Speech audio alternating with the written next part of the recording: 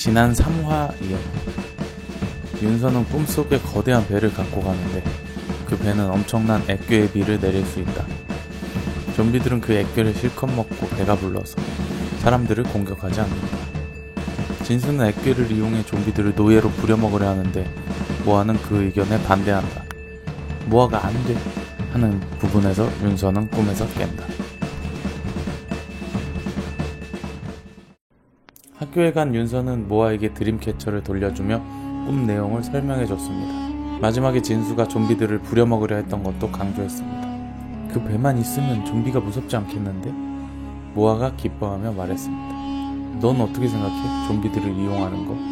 윤서가 진수의 생각에 대해 다시 물었습니다. 모아는 좀비가 무섭지 않게 되면 그걸로 충분하다고 했습니다. 좀비들 시켜서 피라미드 같은 것도 짓고 쓰레기도 치우고 하면 재밌지 않을까? 윤서가 말했습니다. 모아는 단호하게 좀비를 이용하는 것은 나쁘다고 주장했습니다. 모아가 여러가지 이유를 들어 설명하자 윤서도 모아의 의견을 이해하게 되었습니다. 그게 맞는 것 같다. 아무튼 빨리 다음 꿈을 꾸고 넘겨줘. 궁금하니까. 윤서가 고개를 끄덕이며 말했습니다.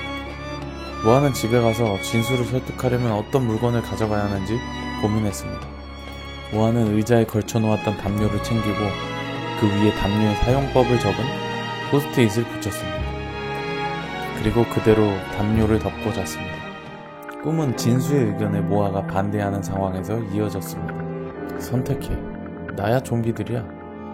윤서 너는 어떻게 생각해? 윤서는 대답을 망설였습니다. 넌 좋은 친구지만 지금 그 생각은 틀렸어. 모아가 단호하게 말하자 진수는 갑자기 배로 달려갔습니다.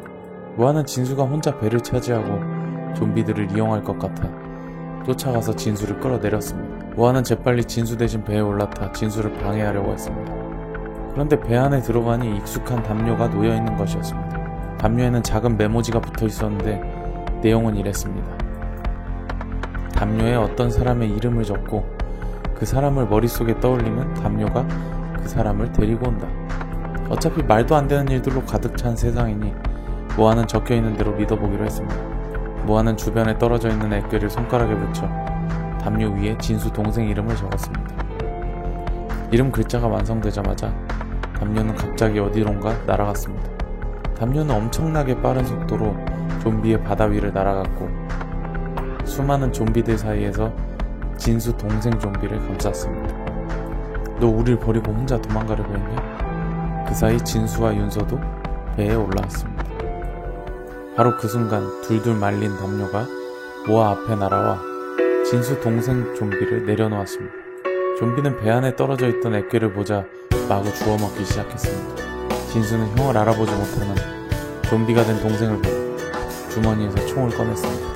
진수가 액괴 총을 동생 발 앞으로 조준해 계속 발사하자 액괴들이 동생 주변에 쌓였습니다. 진수는 액괴를 허겁지겁 주워먹는 동생 좀비를 보고 눈물을 흘렸습니다. 모아와 윤서는 그런 슬픈 장면을 보며 이 세상의 모든 좀비들이 모두 누군가의 가족이었다는 생각에 함께 눈물을 흘렸습니다. 그때 좀비는 액괴를 주워먹다가 배 조종장치에 붙어있는 액괴를 봤습니다. 그 액괴를 뜯어먹겠다고 손을 뻗은 곳에 그동안 누르지 않았던 버튼이 있었습니다. 좀비는 액괴를 떼어먹으려다가 그 버튼을 누르고 말았습니다. 그러자 배는 스스로 어딘가를 향해 날아가기 시작했습니다. 아이들은 어리둥절하며 조종기를 만졌지만 배는 전혀 말을 듣지 않고 계속 나아갔습니다. 배는 점점 더 높이 올라가더니 구름 위에 떠있는 섬에 도착했습니다.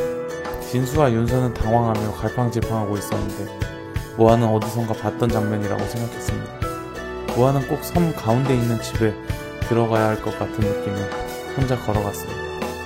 집에 도착하니 거대한 빨간 문이 버티고 있었습니다. 모아는 작은 손으로 2번 문을 두드렸습니다. 문은 특이하게 좌우로 열리지 않고 그대로 뒤로 넘어갔습니다. 그래서 모아는 레드카펫을 밟고 가듯이 문을 밟고 안으로 들어갔습니다. 어둡고 긴 복도를 따라 걸어가니 그 끝에는 놀랍게도 저 민대두가 있었습니다. 당연히 이 꿈은 모아의 꿈이기 때문에 제가 거기 나오고 싶어서 나온 것은 아닙니다. 모아가 꿈에서 저를 본 것은 분명 황당한 경험이었을 겁니다. 아무튼 꿈속의 민대두는 모아에게 이렇게 말했다고 합니다. 너는 왜 좀비를 이용하지 않았지? 좀비는 우리 주변 가족, 친구, 이웃이었잖아요. 모아가 대답했습니다. 하지만 좀비는 죽은 껍데기일 뿐이잖아? 민데두가 다시 물었습니다. 더 이상 생명이 없어도 남아있는 것은 존중해야죠. 모아가 다시 대답했습니다. 좀비들은 계속 사람을 공격하고 좀비로 만들 텐데? 민데두의 질문은 계속 이어졌습니다. 액괴총과 배가 있으니까 해결할 수 있어요. 모아는 그때쯤 이 상황이 뭔지 궁금해졌습니다. 혹시 이거 무슨 테스트 같은 건가요? 모아가 묻자 민데두는 그걸 이제서야 묻냐는 듯한 표정으로 그래, 테스트다. 근데 넌 전부 다 틀렸어.